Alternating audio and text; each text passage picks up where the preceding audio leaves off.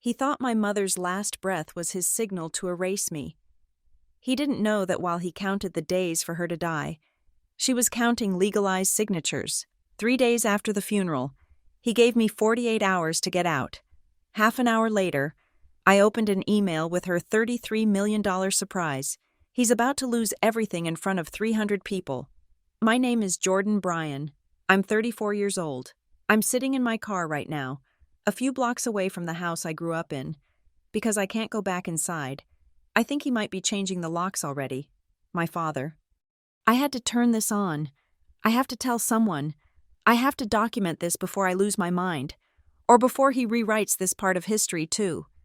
For the last 2 years, I watched my father, Gregory Lane, count the days until my mother died. I'm not being dramatic. I'm not being metaphorical. I watched him. I saw him at the hospital, looking at his watch while he held her hand. I heard him on the phone with his lawyers, using words like timeline and transition of assets, while my mother was in the next room learning how to use a feeding tube. He wasn't tracking the progression of her illness. He was tracking the convenience of his own future. He needed her gone. It's a horrible thing to say, but it's the truth. He needed Maggie Lane to finally, inconveniently, die, because he needed to get rid of me, and he couldn't do that while she was still breathing. It's been 3 days since the funeral. 3 days. The flowers haven't even wilted yet. This morning, he called me into the library, her library, the one room in that house that was entirely hers. It still smells like her. You know? Old books and jasmine tea and the faint, clean scent of the linseed oil she used on the wood. It's the room where she read to me. The room where the afternoon light hits the Persian rug in a way that makes the whole world feel warm. He was standing there, not by the window, not looking out at the view of the bay. He was standing at her desk, his desk now, I suppose. He was holding a single, folded document, the will. He didn't look like a grieving widower. He looked like a man who had just closed a very long, very tedious negotiation. His eyes, when he looked at me, weren't sad. They weren't angry. They were administrative. He was a stranger, a tall, well-dressed stranger who just happened to wear my father's face, and he was looking at me like I was the last item on his agenda. He cleared his throat, that little sound he makes before he's about to give a speech. "Jordan," he said, his voice level, "I've had the estate finalized. It's all quite straightforward." He told me the numbers. He actually listed them. The house in Queen Anne, which he estimated at around $8 million, the art collection, the various investment accounts, and of course, the controlling 51% of Northbridge Vision Studio, all of it, an estate valued at approximately $33 million. "It all transfers to me, of course," he said, tapping the will on the desk blotter. "Maggie, in her wisdom, left it all to me, to manage." He smiled, a thin, tight, bloodless smile, and then he waited a beat. He waited just long enough for the silence to become heavy. He was savoring this. This was the moment he'd been waiting for, the line he'd been practicing in the shower, in the car, probably while he was standing over her casket. "Pack your things, Jordan." That's what he said. His voice didn't even waver. "Your mother isn't here to protect you anymore." Protect me. He said it like I was the danger, like I was the inconvenience, the problem to be solved. He said it like my mother's love was a nuisance he finally had the freedom to correct. I just stared at him. My brain couldn't process it. I thought, he's grieving. This is some kind of horrible, displaced anger. He doesn't mean it. But he did. He wasn't lashing out. He was terminating an employee. No, not even that. He was taking out the trash. Here's the part you don't know. Here's the part that Seattle doesn't know. Here's the part that every architectural magazine and fawning lifestyle journalist has gotten wrong for a decade. You see Northbridge Vision Studio. You see the minimalist logo on the glossy posters. You see Gregory Lane's face, silver-haired and authoritative, next to words like visionary and genius and the man who reshaped the Seattle skyline. For 9 years, I was that vision. For 9 years, I have been the ghost in his machine. Do Do you remember the Aurora Harbor renewal? The project that won the National Civic Prize? The one that supposedly brought sustainable design to the waterfront? That was me. That was my concept. My research. My 3 a.m. revelation about structural reinforcement that made the whole floating design possible. He presented my work at 9 a.m. the next morning, didn't change a single line, and took the bow.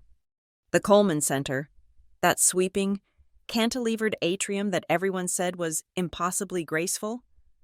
I'm the one who solved the engineering problem. I'm the one who fought with the contractors, who slept in the office for a week, who redrew the blueprints by hand until it worked. He showed up for the ribbon cutting. And the Skyline Haven Complex, the $700 million project, his legacy, the one he's about to be celebrated for, that entire concept, from the first pencil sketch to the final fly-through animation, came from my head, from my hand, from my computer. For 9 years, this has been the routine. I pull the all-nighter, hunched over the terminal, solving the problems, finding the soul of the building. He pulls into the garage at 9 a.m. in his Tesla, fresh from the gym. He rehearses my presentation notes in front of his mirror. He walks into the boardroom, and he performs. He's not a designer, he's a performer, and I was his best, most dedicated, most underpaid, and most invisible writer. I was at the gala for the Aurora Harbor project. I stood in the back, by the catering station, holding a glass of warm champagne and a cheap flute. I watched him walk on stage. I watched him accept the silver award, and I heard him thank my amazing team, who worked so hard to support my vision. Support his vision. And you're asking, I can hear you. Why? Why did you stay? Why did you let him do it for 9 years? The answer is simple. It's always been simple. My mother. Maggie Lane. She wasn't just a peacekeeper. She was a hostage negotiator. Her entire life was dedicated to managing the fragile, massive ego of Gregory Lane. She hated conflict. She couldn't bear the thought of the family, her perfect Queen Anne family, exploding. I wanted to leave 1,000 times.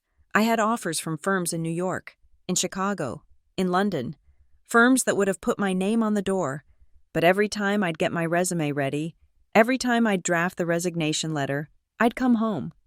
And she'd be in the kitchen. She'd be sitting at the table, her hands trembling, but she'd be forcing a smile. Don't, Jory, she'd whisper. Please, don't add to the stress. He's just difficult. He's under so much pressure, but he's your father. Keep the peace. Just keep the family together. For me. I did it for her. I swallowed my pride for her. I let him steal my work, my future, my name, just so my mother could have a quiet dinner, just so her perfect world wouldn't crack. And she would promise. That was the hook. She would grab my hand, her grip surprisingly strong, and she would say, "It won't always be like this. Jory, I promise you, you will get what you deserve. I will make sure of it." I thought she meant a conversation. I thought she meant a promotion. Maybe co-credit on a project. I thought she was just placating me. I was wrong. While Gregory was busy practicing his signature for the magazines, my mother was busy doing something else. She wasn't just a peacekeeper. She was a general. She was watching him. She saw exactly who he was. She saw the man who would steal from his own child. She saw the man who was counting the days. And she knew, with absolute, cold certainty, what he would do the second she was gone. My mother, Maggie Lane, the woman he dismissed as a polite, decorative hostess, prepared a trap, a legal, ironclad, $33 million trap, a trap built out of 2 years of quiet, meticulous planning, a trap built out of a mother's love and a wife's cold, clear-eyed observation. And the best part? The most beautiful, terrible, perfect part? Gregory triggered it himself. He couldn't help it, his ego, his arrogance, his absolute need to prove that he was the one in charge. He couldn't wait. He couldn't even pretend to be a decent, grieving father for 30 days. With one sentence, one single, cruel, arrogant sentence that he couldn't stop himself from saying at her own funeral, in front of witnesses. He activated the entire mechanism, a mechanism he can't reverse, a mechanism he doesn't even know exists. He thinks he won. He's in that library right now, probably pouring himself a single malt scotch, planning the sale of the house. He's planning his coronation. The gala for the Skyline Haven complex. It's in 2 weeks. He's invited 300 people, the mayor, the city council, the biggest investors in the Pacific Northwest, all the journalists who ever wrote down his lies. He thinks they're coming to celebrate his masterpiece. He doesn't know they're coming to his execution. I'm going to tell you the story. I'm going to tell you exactly how a man who built an empire on my back, a man who called himself a king, gets dethroned in front of every important person he knows. I'm going to tell you how he loses the house, the company, and every single cent of that $33 million, and how he loses it all, in the end, under my name. So, I have to ask you, if the person who betrayed you, the person who stole your life's work, the person who tried to erase you, what if that person shares your last name? What do you do with the truth when you finally have the power to use it? It started 9 years ago. It's hard to remember that version of myself. She was hopeful. I was hopeful. I'd just graduated from Penn, top 3% of my class, master's in architecture. I had my thesis. Sustainable urbanism in coastal cities, tucked under my arm, a thesis that had already won a university prize. I came home to Seattle with a genuine, naive, almost embarrassing sense of purpose. I was going to be a junior architect at Northbridge Vision Studio. I was going to learn from my father. I was going to help build my family's legacy. I remember my first day. I wore my best suit, a dark charcoal gray, and felt like a kid playing dress-up. Gregory, he was Dad then, but in the office, he insisted on Gregory, had a client meeting, the developers for the new Kincaid Tower. He walked me into the conference room, the big one overlooking the Sound.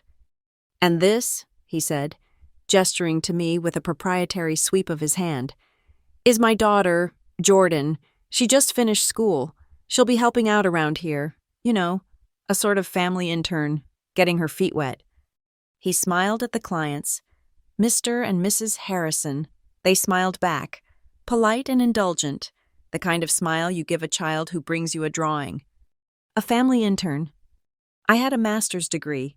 I'd interned in Shanghai for a summer, but in that room, I was reduced to the girl who fetches coffee. I felt the heat rise in my neck, but I smiled. I kept my mouth shut. I thought, I just have to prove myself. The work will speak for itself. The work. Oh, the work. That first week, he put the Kincaid file on my desk. "The Harrisons are boring," he said. "They want another glass box. See if you can add some flair." I didn't just add flair. I stayed up for 3 nights straight. I tore the entire concept down to the studs. I found a way to reorient the building, angling the facade to capture passive solar heat, which would reduce their energy costs by, I estimated, 35%. I incorporated a green roof system that would manage rainwater runoff, a major city mandate. I didn't just add flair. I solved their problems and gave them a landmark. I slid the preliminary digital models onto his desktop. He didn't say anything. The next day, in the follow-up meeting, I listened from my desk just outside the conference room as he presented my work. I heard my own words, my own phrases. "What if we don't just build up? What if we build smarter?" I heard him boom.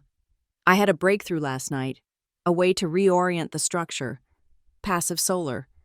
We can cut energy costs by, let's say, over 30%. The Harrisons were ecstatic. I heard them praising his fresh take and genius. I sat at my desk, my hands cold. I thought, this is just how it works.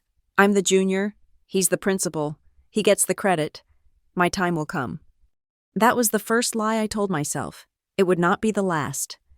While he was publicly dismissing me, in private, he was burying me in work. He didn't give me intern projects. He didn't have me designing parking garages or bathroom layouts. He gave me the titans. 2 years in, he threw the Riverbend residential project at me. A massive, 10-acre riverfront plot. The city was screaming for density, but the neighborhood was screaming for green space, a political nightmare. "The planners are idiots," Gregory grumbled, dropping a stack of city code books on my desk that thumped like a body. "Handle this. Make it visionary." That was his favorite word. He never defined it. He just expected me to deliver it. So I handled it. I spent a month just walking the site. I found a way to cluster the townhomes, creating a central, 2-acre public green that fulfilled the city's requirement while also giving the residents the park they wanted. I designed a boardwalk system, a small cultural amphitheater, a retail hub. It was a community, not just a complex. It became the blueprint for what he would do for the next 7 years. The image that defines my 20s is not of parties, or travel, or dating.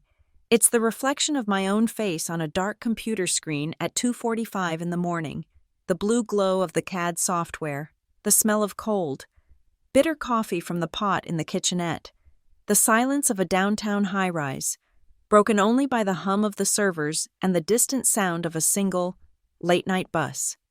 That was me, alone, building his empire in the dark.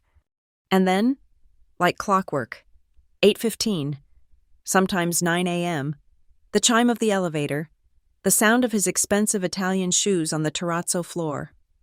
He'd walk in, smelling of fresh soap and new money, holding his Starbucks cup.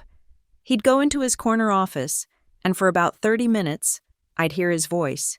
He'd be rehearsing, practicing my words, my pitches, my visionary concepts, in front of the full-length mirror he kept by his desk. He was learning his lines. He was memorizing the genius I had bled for all night. At 9 a.m., he was Gregory Lane, the creative force. At 3 a.m., I was Jordan Lane, the ghostwriter. Sometimes, clients would catch on, in fragments. Mrs. Harrison, from that first project, took a liking to me. She'd stop by my desk. "Jordan, dear," she said one afternoon, "that idea for the angled glass on the lobby, the way it catches the morning light, it's just sublime. I told Gregory, that must have been your touch." Before I could even form a word, Gregory was there, gliding over, a hand on my shoulder that felt less like affection and more like an anchor. "Oh, Jordan's wonderful," he laughed, a big, booming, dismissive sound. "She loves to tinker, don't you? She's got all these artistic little ideas. It's my job to take all that energy and turn it into the serious, structural thinking, the heavy lifting." He squeezed my shoulder. "Stay silent." Mrs. Harrison's smile faltered, but she nodded, accepting the hierarchy, the serious thinking. I was just the girl who tinkered. The pay was the most degrading part. It was a joke. I knew what junior architects made in Seattle. I knew what my friends from Penn were making. I was earning, maybe 60% of that. I tried to talk to him about it once, about 2 years in. I just put in a 200-hour week to meet the deadline for the cultural center.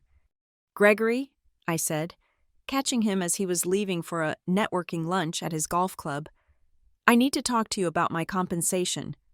He sighed, annoyed at the inconvenience. "Jordan, we've discussed this. You live at home, you don't have a mortgage, you don't have to pay for rent or utilities or food. That's a massive bonus, bigger than anything your friends are getting." He leaned in, his voice dropping to that fake fatherly tone. "This is your dues. Jordan, you're in a privileged position. You get to work on the best projects in the city without any of the real-world pressure. Most people would kill for this opportunity. Don't be ungrateful." Ungrateful. He was robbing me blind and calling me ungrateful. He'd weaponized my existence. By living under his roof, I had apparently forfeited my right to be paid for my work. It was my contribution to the family. I was just supposed to be thankful I had a place to sleep after I finished making him rich. My mother saw it. She saw everything. She wouldn't say it in front of him, but she saw the exhaustion. She saw the dark circles under my eyes that no amount of concealer could hide. She saw me losing weight I didn't have to lose. She saw her daughter fading into a sleep-deprived automaton. One night, I came home. It must have been close to 4 a.m. The Aurora Harbor project was in its final stages. I was so tired I could barely get the key in the lock. She was waiting for me in the kitchen. The light over the sink was on. She was sitting at the table, her hands wrapped around a cold mug of tea. Her own hands had started to shake, just slightly. "This isn't right, Jory," she whispered, her voice rough with sleep and worry. "He's killing you." "I'm fine, Mom. It's just a big deadline." "Don't," she said, her voice sharp. "Don't lie for him. I see what he does. I'm going to talk to him." The next evening, I heard them. Their voices were low at first, coming from the library. I was in the hall. I didn't mean to eavesdrop. "She needs a title, Gregory," I heard Mom say. "An official one. She needs to be co-signing these projects. She's not an intern. She's a 30-year-old woman." And then his voice, rising, the performative, wounded king voice. "My God, Maggie, is everyone in this world just grabbing for instant glory? Do you have any idea how fragile a brand is? Northbridge Vision is me. It's my face, my name, my reputation. That's what brings in the clients. You can't have two faces on a brand. It dilutes it. It confuses people. She's not ready for that. I'm protecting her, and I'm protecting the business." Protecting her, or protecting your own ego? The slam of a book. I am done with this conversation. He got his way. Nothing changed, except I felt the last little bit of my hope shrivel up. Then came the Aurora Harbor Renewal Project. My project, my soul. I had designed it to win. I knew it was the best work I had ever done. And it won.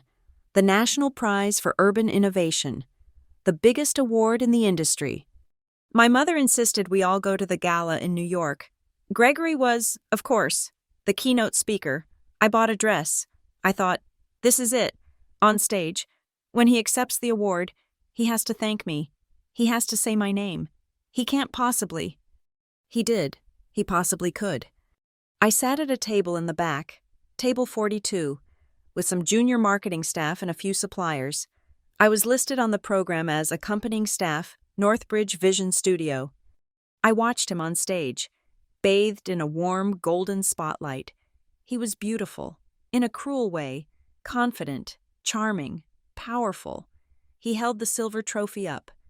"I had this vision," he said, his voice echoing in the grand ballroom, "of a harbor that wasn't just a place, but an experience, a vision I have spent my career pursuing." He thanked the city, he thanked the investors, he thanked the awards committee, he thanked my amazing supportive team back home who worked so hard to make my vision a reality. He never said my name. I sat there, my hands in my lap, my filet mignon cold on the plate. I had to physically stop myself from shaking. I just went numb. The next morning, back in the Seattle office, there was an email waiting for me. It was from him, sent from his phone, probably from the first-class lounge at JFK. The subject line was, "Moving forward." The email was one line. "To be clear, Jordan, do not sign your name or initials to any official drawings or blueprints. This is for your own professional development and to maintain brand consistency." It was a kill shot. It wasn't just that I wasn't allowed to get credit. It was that I was now being legally, officially, and professionally erased from my own work. It was a command. You are not here. You were never here. You are not ready for recognition. I printed that email. I don't know why. I folded it up and put it in my wallet. I walked out of the office. I walked all the way down to the waterfront. I looked at the Aurora Harbor, my harbor, gleaming in the pale afternoon sun. I thought about the flight of stairs to my right. I could buy a ticket to anywhere. I could be in San Francisco by nightfall. I could have a job in a week, a job where I would have my own name. I went home. I went home because I knew I would find my mother in the kitchen. And I did. She was there. The kettle was on. Her hands were shaking more now. A tremor she couldn't hide. She was making tea. She didn't have to ask. She saw my face. She knew. She just looked at me, her eyes filled with a pain that matched my own, and she said the only thing she ever said, The thing that kept me chained to that house, to that office, for 9 years. "Wait, Jordan," she whispered, pushing a mug toward me. "Just wait a little longer, dear. Things will change. I promise you." And like a fool, I believed her. I didn't know that things will change wasn't a hope. It was a plan. The promise of things will change became a different kind of sentence. 2 years ago, it was a change. It was a routine checkup that turned into a follow-up, which turned into a scan, which turned into a hushed, gray-toned meeting in an oncologist's office at Swedish Hospital. It was a classic Seattle morning, overcast and damp, the kind of gray that gets inside you. We sat there, me and my father, while my mother, looking small in the large patient chair, listened to Dr. Albright use words like aggressive and late stage. Ovarian. Stage 4. Dr. Albright, a kind woman with tired eyes, finally said, "The prognosis, given this stage, is typically between 6 to 9 months.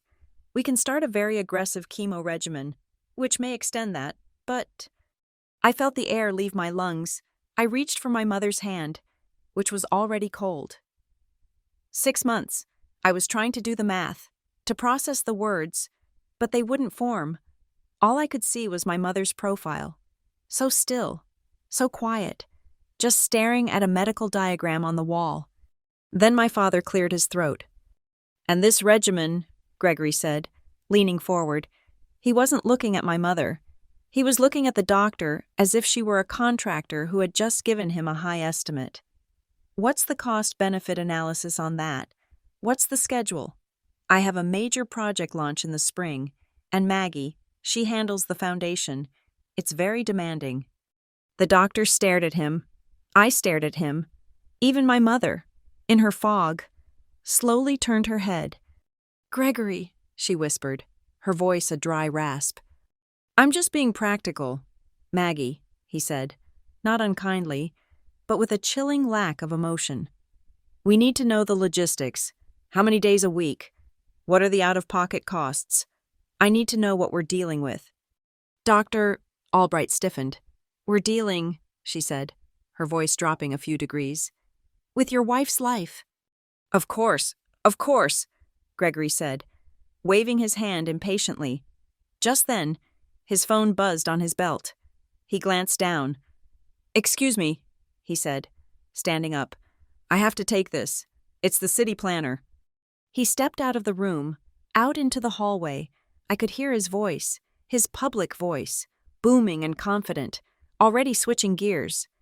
"Tom, wonderful. Yes, I'm just wrapping up a meeting about the zoning for Skyline Haven. I have a thought." He left us there. He left me and my mother in that cold, gray room, with the 6 to 9 month prognosis hanging in the air like a toxic gas. My mother turned her head back to the diagram. A single, slow tear rolled down her cheek. That's when I knew. He wasn't just counting the days. He was scheduling them. From that day on, a new routine began. The chemo, the sickness, the good days, and the bad days. My life became a series of compartments. The 3 in the morning architect, drawing his masterpiece, the Skyline Haven complex, in a desperate race against a deadline he kept moving up, and the daytime nurse, holding my mother's hair back as she was sick, brewing endless cups of ginger tea, learning to read the narcotics schedule. And my mother started a new routine, too.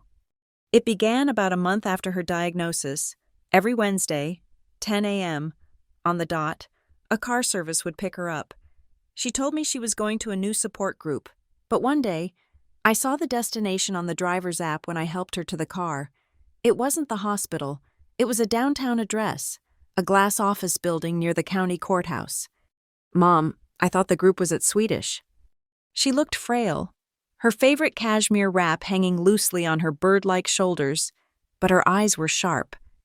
"Oh, it's just some boring estate stuff. Jewelry, paperwork, you know." She said it casually, but she'd lied, and my mother never lied.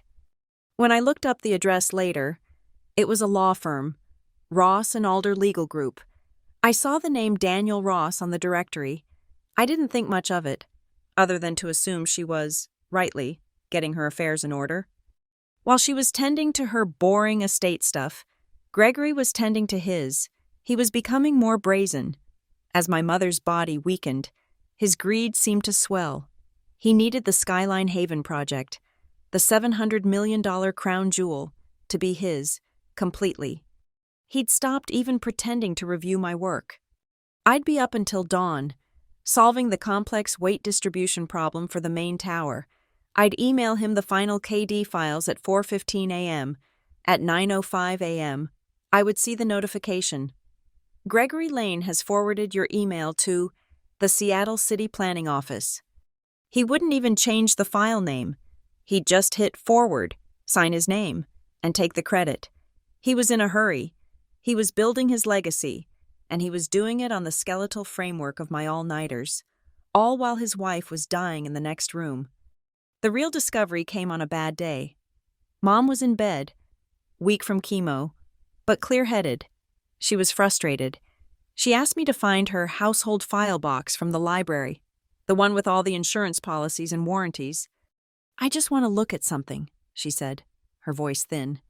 I brought the heavy, leather-bound box to her bedside. I sat with her as she sifted through papers, her fingers, thin and papery, struggling with the tabs. "Help me, Jory. Look for the account files, the investment portfolios." I started pulling them out. Schwab, Vanguard, the deed to the house, the documents for 2 rental properties downtown we'd had for years. I opened the folder for the house, and I saw it. A quitclaim deed, a legal document, filed with the county. It transferred the house from Gregory Lane and Maggie Lane as joint tenants to Gregory Lane as his sole and separate property. I felt my stomach go cold. "Mom, what is this?" She looked at it, her eyes narrowing. That's what I was afraid of." I flipped to the next file. The rental properties. Same thing. Transferred to Gregory. The large joint investment portfolio. Same thing. Drained and moved to an account in his name only. He stole it," I whispered, my hands starting to shake. "He stole your half of everything." Then I saw the date, on all of them, the same date, 2 years ago, October 14th. "Mom," I said, my voice rising in panic. "What happened on this day? 2 years ago, October 14th. She closed her eyes, her face tight with the effort of remembering. I don't know. Wait, yes, I do. That was my gallbladder surgery, the one that got complicated. I was in the hospital for 4 days. They had me on, that morphine. It made me so floaty." I looked down at the last page of the deed, her signature, Maggie Lane. It was shaky, a little different from her usual, strong script, but it was hers. He had brought these papers to her in the hospital. He had put a pen in her hand while she was high on painkillers, her mind floaty, and he had her sign away her entire life, her home, her investments, her security. The library door opened. Gregory. He was smiling, holding a smoothie. "How's my best girl?" he boomed. He saw the papers spread on the bed. His smile didn't vanish. It just changed, hardened. "What's all this, Maggie? Going through old times?" My mother, with a strength I didn't know she still had, held up the deed. Her hand was shaking, but her voice was not. "You told me I was signing insurance forms, Gregory, after my surgery." Gregory's face went smooth. He put the smoothie down. He walked over. He actually sat on the bed and took her hand, his voice dropping to that syrupy, patronizing tone I hated. "Oh, sweetheart," he cooed. "Don't you remember? Our talk with the lawyers? This was just to protect us, to protect the family. Legal risk, tax optimization. With the business, my name is on everything. It exposes us to so much liability. This just streamlines things. It's all still ours. My love, just safer. You just rest. Don't you worry your pretty head about this." He kissed her forehead. He looked at me, a warning in his eyes. "Clean this up." He picked up the papers, shuffled them neatly, and put them back in the box. "See? All in order. Now, drink your smoothie." My mother drank the smoothie. She was silent, but I saw something in her eyes. The last bit of wife had just died. The peacekeeper was gone. From that day on, she never challenged him again. Instead, she turned to me. She stopped asking me to keep the peace. She started asking me for details. It would be late. Gregory would be out at a networking dinner, which was his code for holding court at Canlis. I'd be in her room, reading to her, or just sitting with her. "Jordan," she'd say, her voice quiet but clear. "The Skyline project, that looping structure on the roof, the one he's so proud of, was that his idea?" "No, Mom, that was mine. It's the only way to house the HVAC without breaking the silhouette." "And who gets the bonus? The one the client is paying for innovative design?" I'd hesitate. He said it's a company-wide bonus. It goes to him. He reinvests it. "Who is named in the press release?" "Gregory Lane, as founding visionary." This went on for weeks. It was a catechism. She was a lawyer, cross-examining me, building a case in her head. And I finally told her. I told her everything, not just the recent things. I told her about the Aurora Harbor Award. I told her about the 9 years of 3 a.m. mornings. I told her about the email, the one I still had, the one that told me I wasn't allowed to sign my own name. I cried. I hadn't realized how much I'd been holding in. I was so ashamed. Ashamed that I had let him. Ashamed that I had stayed. She didn't try to comfort me. She didn't pat my hand or say, "It's okay." She just listened. Her eyes were closed, but she was absorbing every word. When I finished, the room was silent for a long time. "Thank you, Jordan," she finally said. "You've done enough. You've kept the peace for long enough." That night, Gregory was at the mayor's annual gala. I was getting Mom ready for bed, adjusting her pillows. She seemed more tired than usual, but her eyes were electric. She grabbed my wrist. Her grip was shocking. It was the old Maggie, the one who could pull weeds from the garden with a vengeance. It hurt. "Jordan, listen to me," she whispered, her voice urgent, checking the hallway. "This is important. Are you listening?" "Yes, Mom, I'm here." If he ever tries to throw you out, if he ever tries to take what is yours," she took a ragged breath. "You remember these 3 words. Write them down. Don't forget them." She pulled me closer, so her lips were right at my ear. "The Lantern Foundation." I pulled back.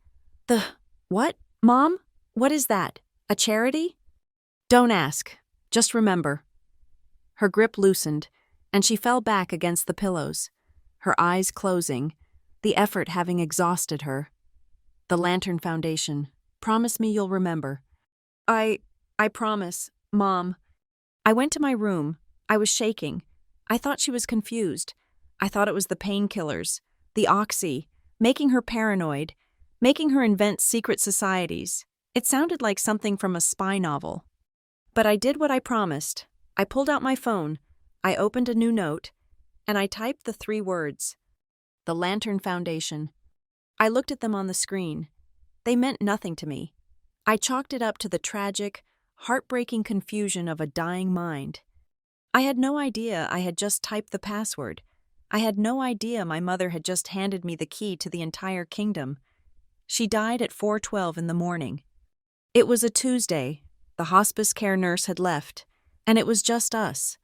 I was in the chair beside her bed, and I had been for days. I was holding her hand. Her breathing had been shallow for hours, that awful rattling sound, and then it just stopped. There was one last, quiet sigh. The grip in my hand, which had been so weak, went completely slack. The lines of pain on her face, the ones she had worn for 2 years, finally smoothed out. She was gone. I sat there with her in the silence. The only sound was the soft hum of the oxygen concentrator. I sat there until the sun started to turn the sky a watery gray over the bay. My father was in the guest room, on the main floor. He'd been sleeping there for a week. The reason he gave, the one he told everyone, was that the sound of the machines just keeps me awake. I need to be rested to manage things. I was the one who had to go downstairs. I found him in the living room, asleep on the sofa, the television still on, flickering with a silent financial news ticker. "Dad," I said. My voice was gone. It came out as a croak. "Dad, she's gone." He opened his eyes. There was no confusion, no grief. He just looked awake. He sat up, scrubbed his hands over his handsome face. 4:12 a.m., I said, as if the detail mattered. "Right," he said. He stood up. He stretched, a full-body stretch, his back popping. "Right. Well, I'll call the funeral home first." I went back upstairs to sit with her. I waited for him to come in, to say goodbye, I don't know, show something. He never did. I heard his voice from downstairs, not crying, not calling family, not calling his sister or her sister. His voice was low, but it was his business voice. He was on the phone, and the first call he made, I realized, was not to the funeral home. "Martin? It's Gregory," I heard him say, his voice crisp. "She's passed. Yes, just now. I need you to come to the house. Today. We're reading the will. As soon as possible. Get it done." That same afternoon, she had been gone for less than 12 hours. The funeral home had come, and the house was suddenly, dreadfully, empty. He called me into the glass conservatory, the room she loved, the room she used to fill with orchids and hold her book club meetings. Martin Lowell, his lawyer, was already there. A thin gray man in a suit that was too expensive for him. He had a single folder on his lap. "Jordan, sit," Gregory commanded. He was already wearing a perfectly pressed black shirt. He looked like he was ready for a photo shoot, not a day of mourning. I sat. The room was cold. Martin Lowell coughed, a dry, papery sound. "This will be quick. Jordan, your mother, Maggie, her will was very straightforward. She was of sound mind, and—" "Just read it, Martin," Gregory said. Martin read. It was short, a few specific bequests to distant cousins, a donation to the art museum, and then the final clause. "And all remaining assets, real and personal, including the property at Queen Anne, all investment portfolios, and all controlling shares in my associated corporations, I leave to my beloved husband, Gregory Lane." The room was silent. My heart was beating so fast I thought I might be sick. I looked at Gregory. He was staring out at the bay, his expression serene. That's it?" I whispered. Martin Lowell shuffled his papers. "My name," I said, my voice shaking. Am I mentioned?"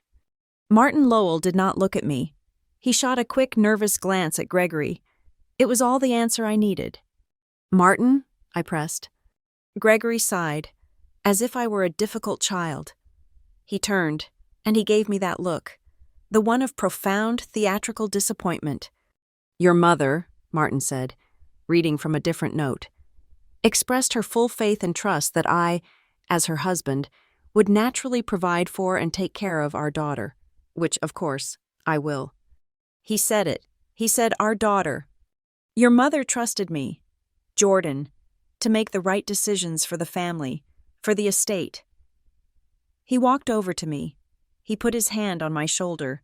His hand was warm, heavy. It felt like a stone. "You'll be fine," he said, his voice a perfect imitation of a kind, grieving father.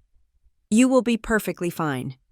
And then, in the same breath, the same tone, he continued, "The house will have to be sold. Of course, for the estate, to restructure the finances.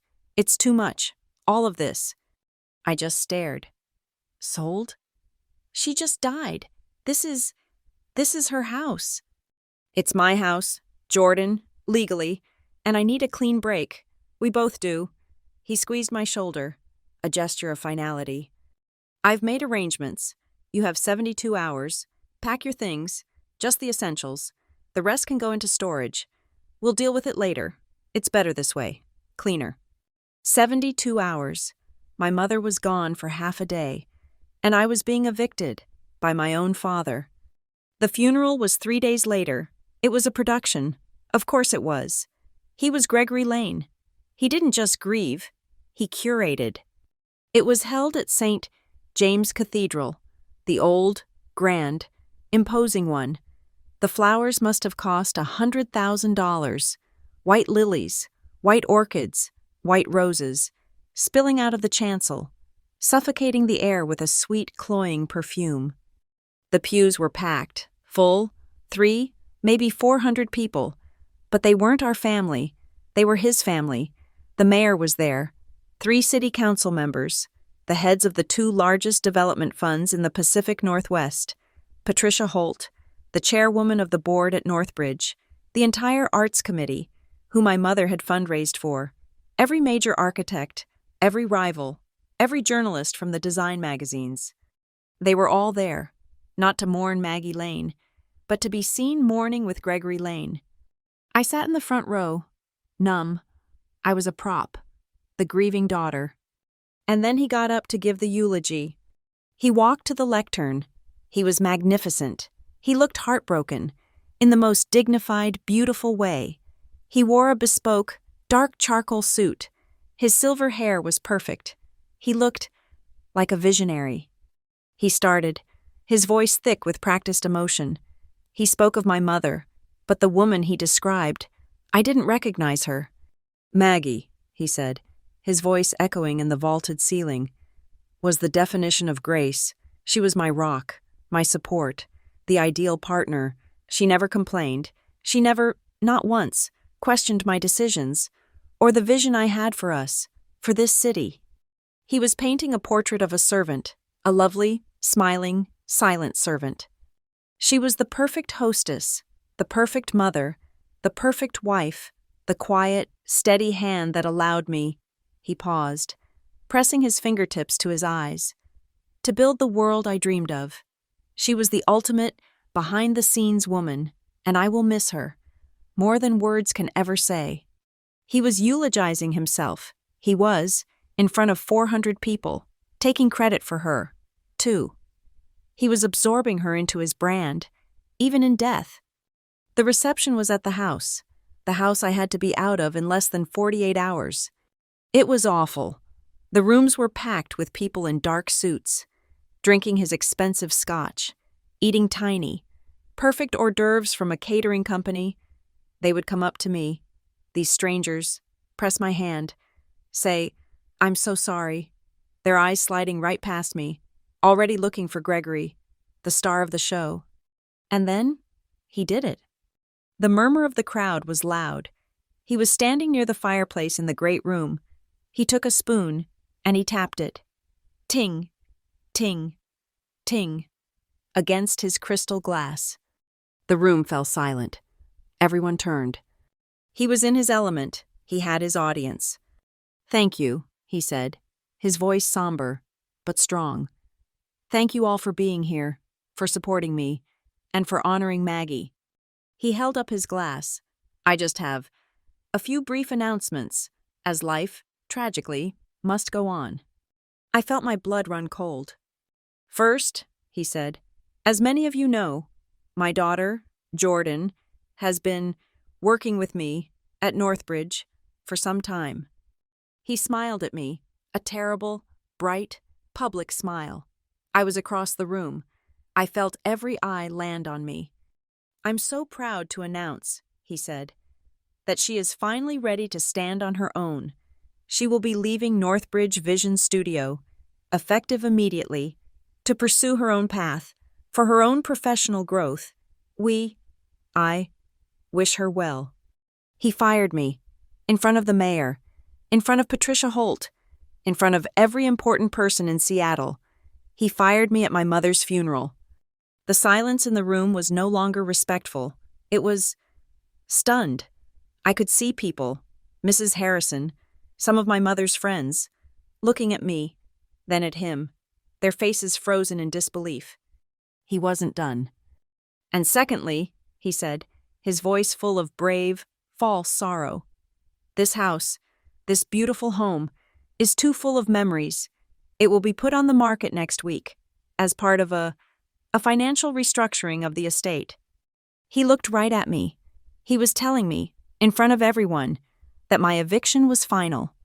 He raised his glass to Maggie, and then he put the final nail in the coffin. He looked around the room, a man accepting the burden of a tragic king. Maggie, God rest her soul, coddled her, he said, his voice dropping to a confidential, understanding tone. She protected her for too long. It's time Jordan learned to stand on her own, without the Lane name to protect her. A gasp. I heard it. A woman near me, one of my mother's book club friends, literally put her hand over her mouth. He had just, in public, disowned me. He had declared me incompetent, spoiled, and now, finally, cast out. He walked through the crowd, which parted for him like the sea. He was coming right for me. I couldn't move. I was frozen. He didn't stop. He just leaned in close as he passed. His cologne, the expensive bergamot one, washing over me. He didn't slow his stride. He just turned his head, his lips grazing my ear, and he whispered, so low no one but me could hear. Find somewhere else to fail. Your mother isn't here to save you anymore. Or so he thought. He didn't see Patricia Holt, standing just behind me, her eyes wide, her face pale. He didn't see my mother's friend, the one who gasped, who was close enough to see the malice in his face. Even if she couldn't hear the words, they didn't hear the whisper, but they had heard the rest. They had heard the execution. That night, I was in my mother's room. The house was finally, mercifully, quiet. I was sitting on the edge of her bed, in the dark, surrounded by the smell of her, of jasmine and old books. I was surrounded by boxes. I had no idea where I was going to go. I had no job. I had no home. He had won. He had erased me. My phone, which had been silent all day, buzzed on the nightstand. I picked it up. It was an email. The sender was a name I didn't recognize. Daniel Ross. The firm was Ross and Alder Legal Group. The subject line was a jolt. Urgent. Confidential matter regarding the estate of Maggie Lane. Please contact immediately. I was at the offices of Ross and Alder Legal Group by 9 a.m. sharp. My 72-hour deadline was now 48. I had slept for 2 hours in my car, parked in a supermarket lot, and felt hollow. The office was on the 45th floor of the RBI Tower, all glass, steel, and silent, expensive carpet. It smelled like money and old-world paper. I felt like a stray dog. In my same black funeral dress, my eyes gritty with exhaustion and grief, I walked in expecting to be treated like a problem, a minor administrative task. I was probably here to sign a form acknowledging I wasn't in the will, or to get a small check for a life insurance policy my mother had taken out, something for a few $1,000s he didn't know about. A man, mid-50s, with a kind face and a perfectly tailored suit, stood up from behind a massive oak desk as I entered. He didn't wait for the receptionist to announce me. He walked right up to me, his hand extended. "Ms. Bryan," he said, and his voice was warm. He called me Ms. Bryan, not Jordan. "I'm Daniel Ross. Thank you for coming so quickly. I am so deeply sorry for your loss. Your mother was a remarkable woman." He spoke with genuine respect. It was so jarring, so different from the theatrical condolences of the past few days, that I almost started crying right there. "This way," he said, guiding me not to a small cubicle, but to a large corner conference room. The view was staggering, overlooking the entire bay, the same view as his house, but from higher up. "Please," he said, gesturing to a chair. "Coffee? Water?" "I'm fine, thank you. Mr. Ross, your email. I don't really understand. I was at the reading yesterday. My father's lawyer. It's all his." Daniel Ross sat opposite me. He folded his hands on the gleaming table. "Ms. Bryan? Jordan? May I call you Jordan?"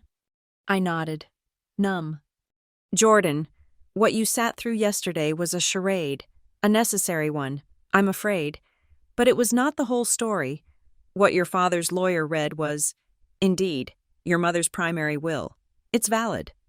My stomach sank. Then I don't. But it is not, he said, leaning in. Her final word. He slid a thick, blue-backed document across the table.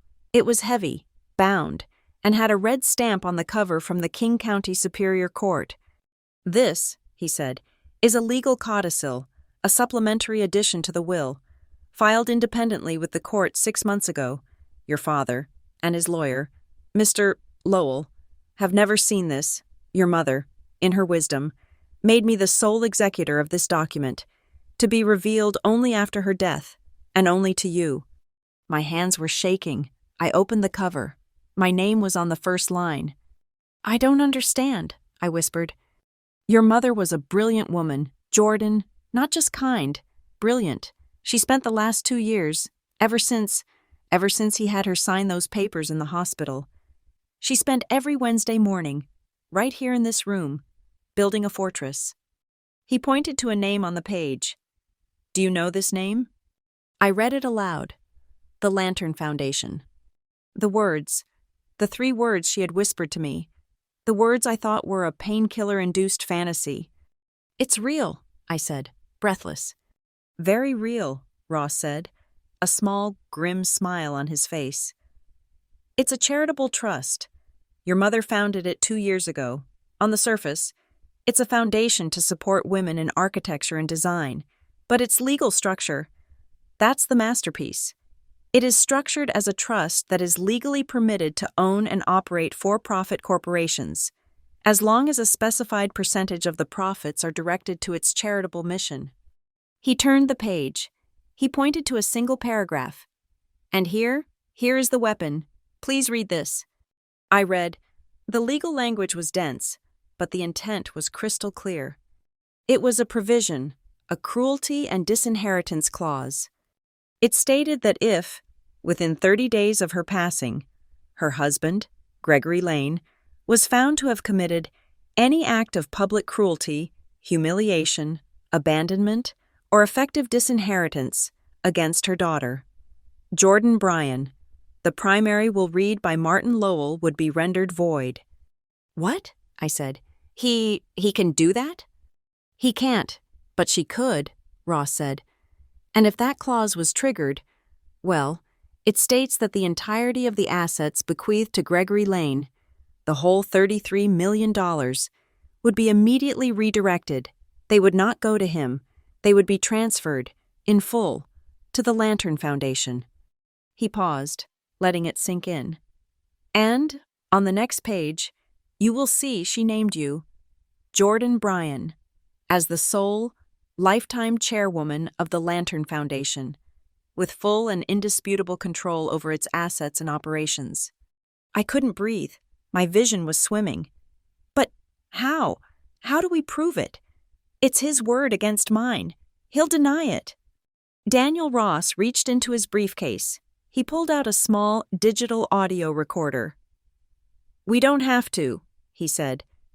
Your mother was very specific about the public part of that clause. She knew your father. She knew he couldn't resist a stage. He pressed play. The sound was shockingly clear. I heard the ting-ting-ting of the spoon against the glass, and then his voice, my father's voice, filling the silent, expensive room. I'm so proud to announce, his voice boomed, that she is finally ready to stand on her own. She will be leaving Northbridge Vision Studio, effective immediately. I flinched. Ross didn't stop it. This beautiful home will be put on the market next week. And then the final, terrible line. Maggie, God rest her soul, coddled her. It's time Jordan learned to stand on her own, without the Lane name to protect her. Ross pressed stop. The silence in the room was deafening. That, Ross said, his voice quiet but hard, is the definition of public cruelty, humiliation, and effective disinheritance. I was there, in the back, recording, as was Ms. Patricia Holt, your board chair, who has already provided a signed, notarized affidavit confirming she heard every word, as did 50 other people. So it's done? I said, my voice a thread. The clause is triggered? It was triggered the second the words left his mouth. Ross confirmed. But the house, I said, my mind racing. The company, he stole them 2 years ago. When she was sick, she signed those papers. That $33 million. It doesn't even exist. He already has it. Ross shook his head. No, he doesn't. He thinks he does. This, he said, is the part I admire most. Your father is a vain man. Jordan, he's also a lazy one. He pulled out another stack of documents. These were different. Share certificates, transfer ledgers. Over the last 2 years, your mother covertly moved her own personal holdings, her original premarital stake in Northbridge, which was substantial, into the Lantern Foundation. And how did she do it? She did it with your father's signature.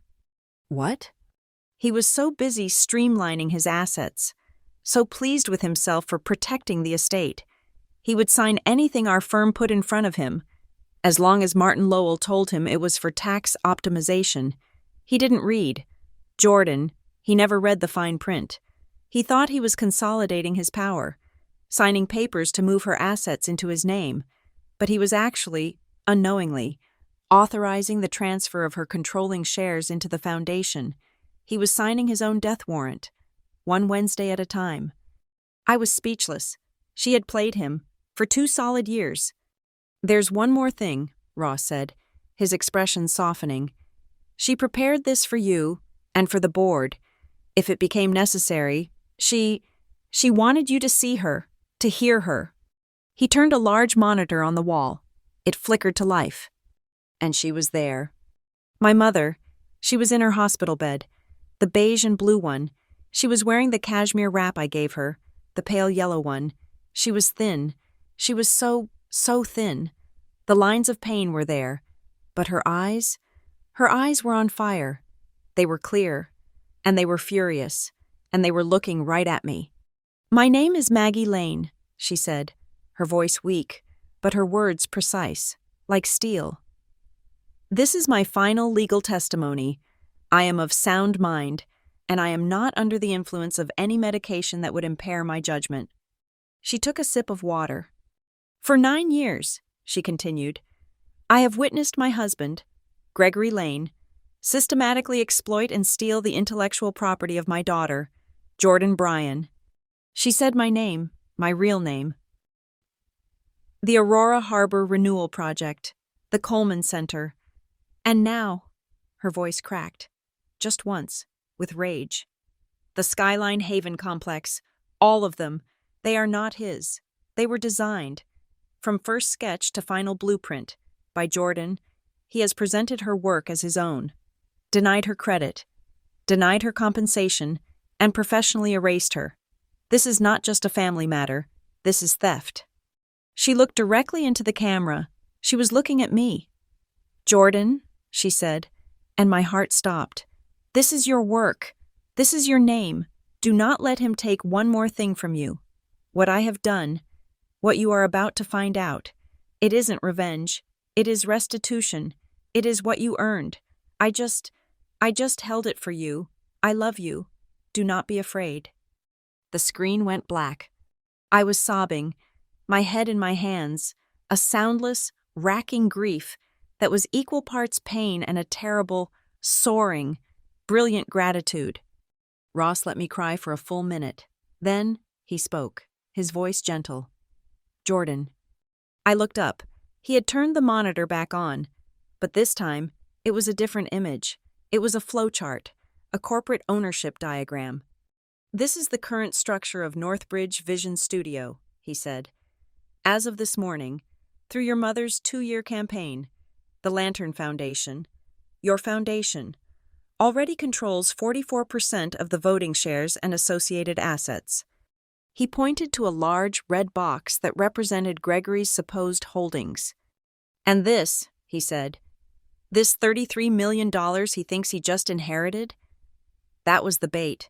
Now that he has officially triggered the cruelty clause, this, It transfers, effective immediately, to you. He clicked a key. The red box dissolved. The line of ownership rerouted, flowing from Gregory's name and emptying directly into the box labeled The Lantern Foundation, Chairwoman, Jordan Bryan. The foundation now has the shares and the capital, Ross said, standing up. We have enough to purchase the small number of outstanding shares needed to reach a full 51% controlling interest. We can do it by noon tomorrow. I stared at the screen, at the lines of power, all of them, every single one, now pointing to my name. My mother hadn't just left me money. She hadn't just left me a note. She had left me a legal skyscraper, designed with meticulous, loving, and cold-blooded precision. She had built a fortress, just as Ross said, and she had waited, knowing that my father's own ego would be the very thing that handed me the key. I was breathing again, but it wasn't a normal breath. It was a new kind of oxygen. It was the first breath of a 34-year-old woman who had just been handed a fortress. But Daniel Ross, my mother's quiet, methodical general, wasn't celebrating yet. He leaned forward, his face serious. "Jordan, we have the kill shot for the estate," he said, his voice low. "The cruelty clause is triggered. The money, the 33 million, the shares. They are all, legally, the Lantern Foundation's. We filed the injunction. He just doesn't know it yet." He paused. "But that's not what you want, is it? You don't just want his money. You want your name back. And Gregory is a performer. He will get on that gala stage, and he will paint you as a bitter, grieving, incompetent child. He will say your mother was sick, confused, manipulated. He will say he designed everything, and you are lying." He was right. "To destroy him," Ross said, "we need more than the will. We need the truth. We need irrefutable, technical, time-stamped proof that you were the architect. The will gets us control. The proof? That gets us justice. And it gets us the company." I looked at him. "He's invited 300 people to his coronation. Mr. Ross, he's not just going to give up the microphone." "Then we have to take it from him," Ross replied. "Where is the proof? Jordan, where are the files?" My mind was racing. My desk, my computer. They were in the office, an office I was now banned from. My hard drives. "They're at the house," I whispered, my blood running cold. "The house He'll have them," I finished, the panic rising. "He'll have them destroyed. He'll wipe them." And then it hit me. Not my personal drives, not my desk. The server. The refrigerated, humming, black box heart of Northbridge Vision Studio, hidden in the sub-basement. The server that logged every single action, every login, every save, every version. The server I had lived on, my digital home, for 9 straight years. "The server room," I said, my voice suddenly clear. Ross's eyes lit up. "Can you get in?" "I think so," I said. "I have to." I still had my old key card, but I knew he would have deactivated it. Gregory was cruel, but he was also controlling. What he didn't know, what he would never bother to learn, was the oh crap code. About 4 years ago, I had helped the IT director, Ben, set up a backdoor maintenance protocol, a 32-digit alphanumeric key that bypassed the main system entirely, in case the servers crashed on a weekend. I had used it a dozen times. I still had it memorized. I waited until 2 a.m. I was in a cheap hotel room near the airport, paid for in cash by Ross's firm. I took a cab to 3 blocks away and walked the rest. My hoodie pulled up, a heavy, empty terabyte hard drive in my backpack. The building was a dark monolith against the night sky. The main entrance was impossible. I went to the alley, to the steel utility door. My fingers were shaking so badly I had to type the code twice. A high-pitched beep, a whir, and the heavy lock thunked open. I was in. I used the fire stairs, my sneakers silent on the concrete. Down, down, down to the sub-basement. The air grew colder, the hum of the building's infrastructure louder. I reached the server room, The keypad glowed green. I entered the code again. The pneumatic seal hissed, and the door opened. The room was freezing, and the noise of the fans was deafening. A constant roar of white noise, a dozen black racks, blinking like a small city. This was my sanctuary. This was my prison. I found the emergency maintenance terminal in the corner. I plugged in the hard drive. My hands were flying over the keys. I wasn't just an architect. I was his head of IT, his janitor, his ghost. I knew this system better than he knew his own reflection. I pulled up the main directory. Projects. Then, Skyline Haven. And there it was, my $700 million masterpiece. I wasn't looking for the files. I was looking for the logs, the history. I ran a query on the primary modeling file, the main tower. My eyes scanned the data, and there, I wanted to fall to my knees and weep. It was a diary of my exhaustion. It was the proof. Version 2.8. Saved by J. Bryan. Timestamp 1:37 a.m. October 12th. Version 2.9. Saved by J. Bryan. Timestamp 3:21 a.m. October 14th. Version 3.0. Client submission. Saved by J. Bryan. Timestamp 4:04 a.m. October 15th. Page after page. My user ID, J. Bryan, J. Bryan, J. Bryan. At 1 in the morning, 3 in the morning, 4 in the morning. My heart hammered. I ran another query. User, Glaine. His name popped up. File access by Glaine. Timestamp 8:45 a.m. October 15th. Action. Download, read only. File access by Glaine. Timestamp 9:02 a.m. October 15th. Action. Export to PDF. Presentation. I had to bite my hand to keep from screaming. He never designed. He never built. He never even opened the working files. He just downloaded my work at 9 a.m. to take to his meetings. It was all here. Aurora Harbor, Coleman Center, Riverbend. 9 years of my life, logged in kilobytes, at hours when he was sleeping, or networking, or playing golf. I started the transfer, terabytes of data. The progress bar on the screen was a thin blue line of hope, and it was moving agonizingly slowly. You're not supposed to be here. The voice cut through the roar of the fans. I spun around, yanking the drive's cable, my heart seizing. It was Luis Ramos, the night guard. He was standing in the doorway, his hand on his hip, his face a mixture of confusion and, not anger, sadness. "Ms. Jordan," he said, stepping into the cold room. "My God," he said at the funeral, he said you'd left. "Luis," I panted, my hand flat against the server rack. Please, don't call him. I'm not stealing anything. I'm just taking what belongs to me." Luis was a quiet man. He'd worked at Northbridge for at least 15 years. He'd seen me grow up, from a college intern to this. He'd buzzed me in at 10 p.m. and nodded to me at 6 a.m. more times than I could count.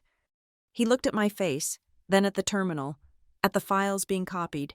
He saw the timestamps. He didn't need an explanation. "I've seen you," he said, his voice quiet. "For 9 years. I've seen you come in. I've seen you go out. I've seen you sleeping on the couch in the break room at 3 in the morning. He nodded toward the ceiling. "He's a talker. You're a worker. I always wondered." "Luis, he's trying to erase me. He's saying I did nothing." Luis nodded slowly. "He's a cheap man, Mr. Lane. He's always been cheap." "What do you mean?" He pointed to a small, black dome camera in the corner of the ceiling. "He uses the building's baseline security. He won't pay for his own internal backup. He thinks these cameras are just for the lobby." He smiled, a tiny, sad smile. "But the building security, the elevators, the parking garage, the hallways, they see everything, they log everything, and they back it all up off-site, for 7 years, for insurance." My mind was racing. The logs? The video?" "Every time you badged in," Luis said. Every time you badged out, every holiday, every weekend, every night, it's all at the data center, in Bellevue. He reached into his pocket and pulled out his wallet. He handed me a business card. My cousin is the night shift manager at the data center. He doesn't like bullies. Tell him Luis sent you. He can get you the authenticated records, the ones that hold up in court. The file transfer complete chime binged on the terminal. I pulled the drive. It was hot in my hand. Luis, thank you. Your mother, Ms. Maggie, he said, looking at the floor. She was a good lady. She always remembered my name, always asked about my kids. He is not a good man. No, I said, zipping the drive into my jacket. He's not. Go, he said, stepping aside from the door. And don't come back. By 7 a.m., I was back in Ross's war room. This time, his entire team was there. 2 paralegals and a forensic data specialist. For the next 3 days, we didn't sleep. We built a timeline. It was the most beautiful, terrible thing I had ever seen. The specialist extracted the metadata from my design files. The data analyst, a sharp woman named Anya, cross-referenced them with the building security logs from Luis's cousin, and then the masterstroke. She cross-referenced that with Gregory's public calendar, his Instagram, the society pages. The timeline was a work of art. June 10 to 12. J. Bryan, on site, 78 hours logged. Final structural revisions for Coleman Center atrium. June 11th. Glane, pictured at the Broadmoor Member Guest Golf Invitational. Source, Broadmoor Club Newsletter. September 2 to 4th. Labor Day weekend. J. Bryan, on site, 48 hours logged. Initial concept modeling for Skyline Haven. September 2 to 4. Glane, celebrating the end of summer in the San Juans. Source, Gregory Lane Instagram. It was like this for 9 years. My work, his play, my all-nighters, his galas, my design, his signature. It's not just a smoking gun, Ross said, his voice shaking with quiet rage as he looked at the spreadsheets projected on the wall. It's an entire arsenal. And then, as if on cue, Gregory handed us the trigger. He was feeling the pressure, the whispers from the funeral, the cold shoulders. He knew he had to get ahead of the story. He had to control the narrative. He called a small press briefing at the Northbridge office, a few local design blogs, the Seattle Business Journal. He was going to announce the future of the firm. We watched the live stream from the war room. He looked somber, powerful, a lion in mourning. A reporter asked the question he had clearly planted. Gregory, can you comment on the rumors about your daughter? Her sudden departure? Gregory put his hands on the lectern. He sighed, a heavy, paternal sigh. I love my daughter, he said, his voice thick. But I am also a CEO, and I had to make a brave, difficult decision. I had to let her go. Northbridge has a standard of excellence, and Jordan, she just couldn't meet the standards. It's a failure of a generation. Frankly, a coddled generation. He didn't stop there. He posted on LinkedIn a long philosophical ramble titled, The Failure of Coddled Children, Why Merit Must Always Win. He went on about how some people think a last name entitles them to a seat at the table, but that true visionaries know you have to earn it. The post was getting likes. So brave, Greg. A hard truth.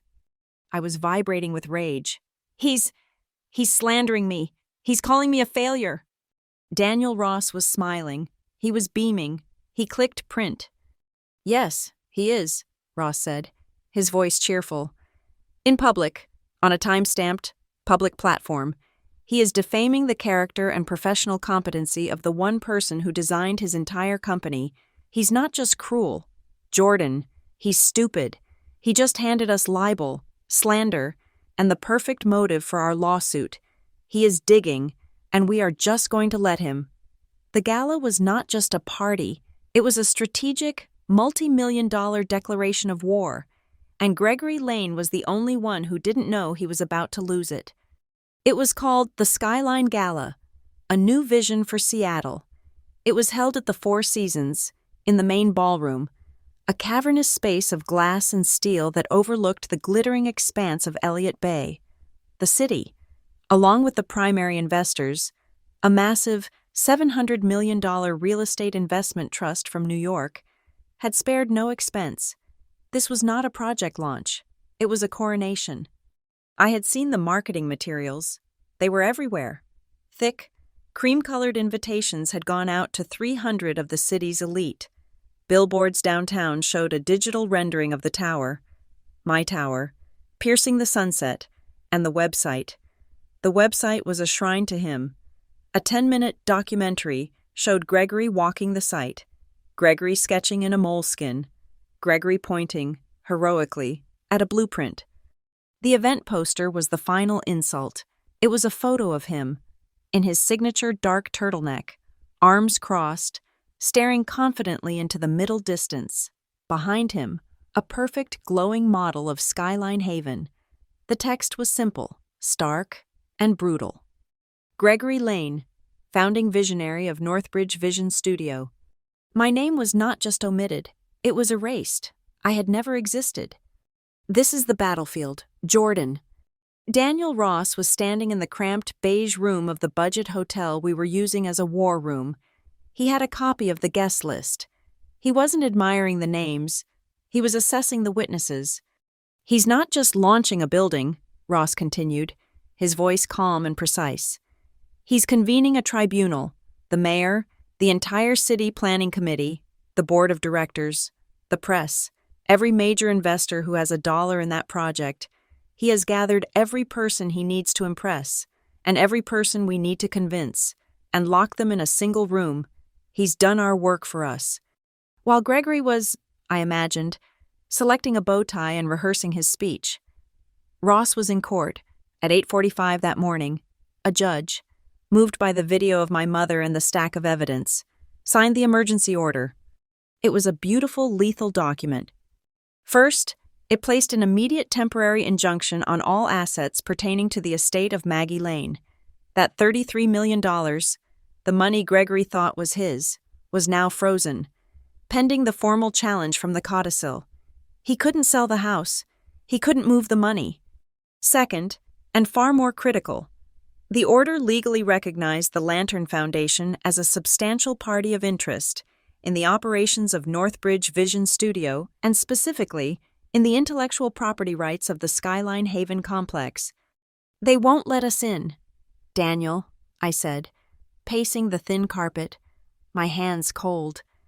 He's put my name on a list. I'm banned from the property. He's been telling everyone I'm a disgruntled, unstable ex-employee.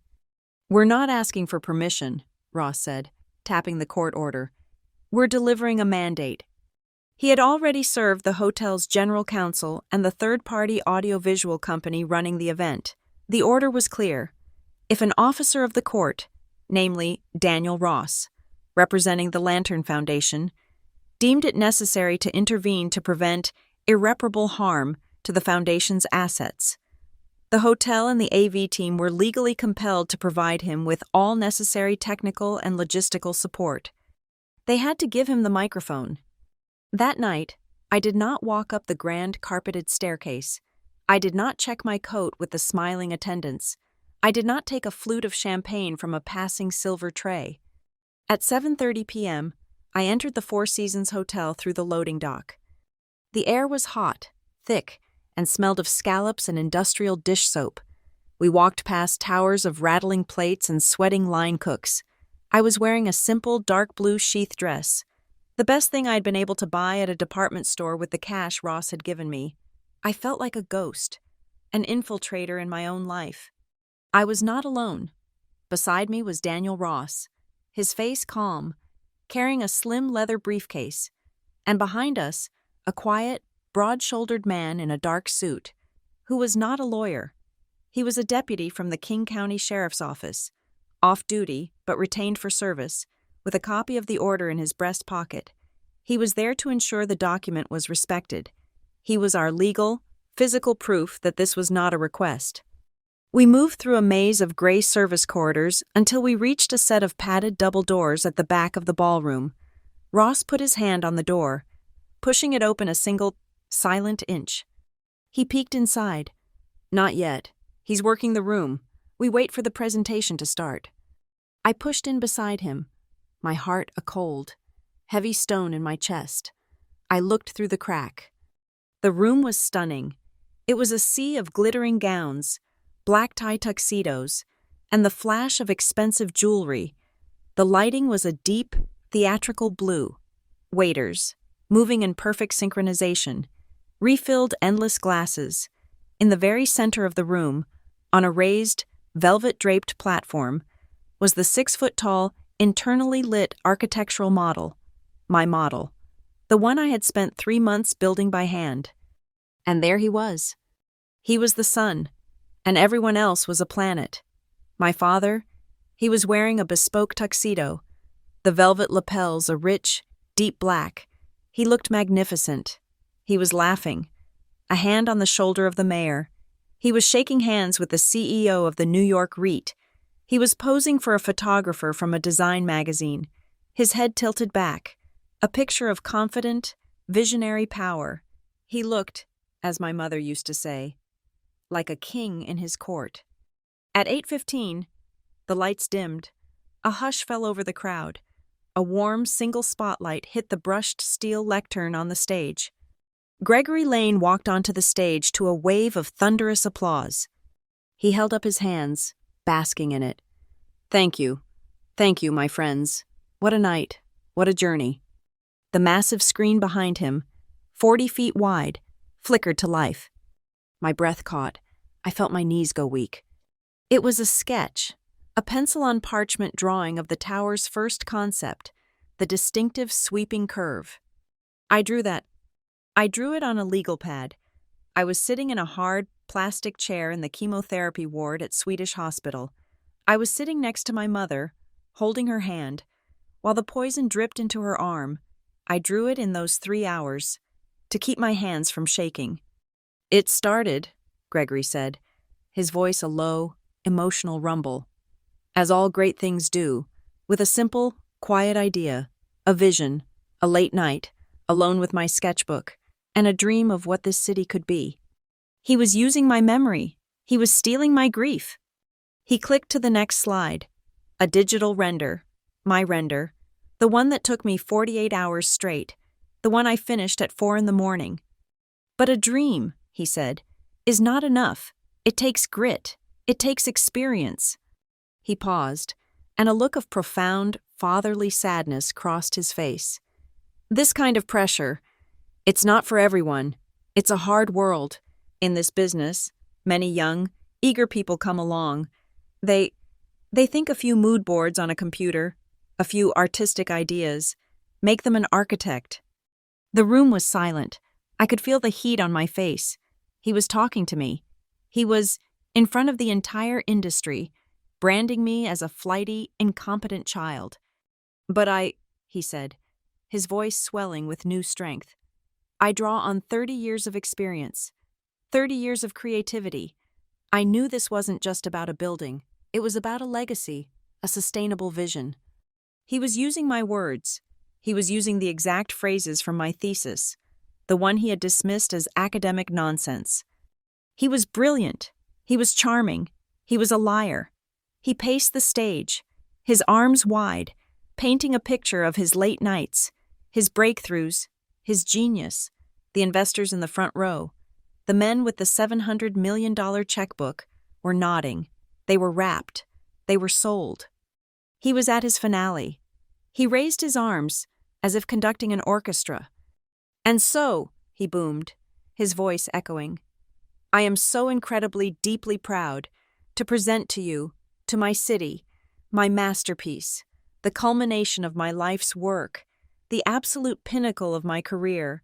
I give you Skyline Haven. The music swelled.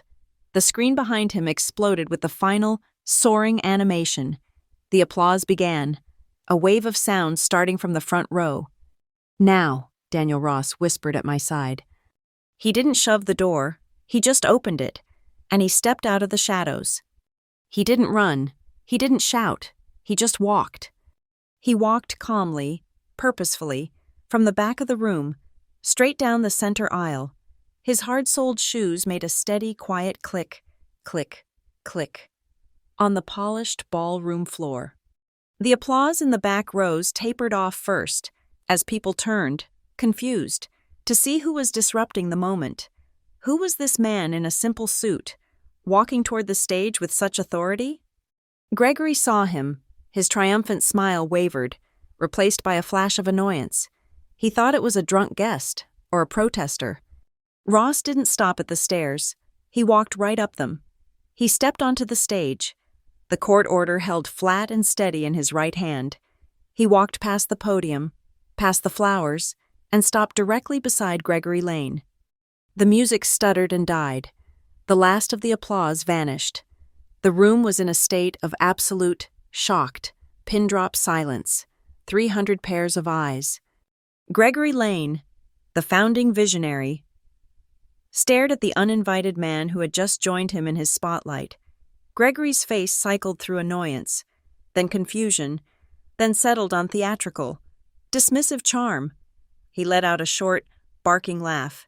He turned to the crowd, spreading his hands wide, as if to say, "Can you believe this guy?"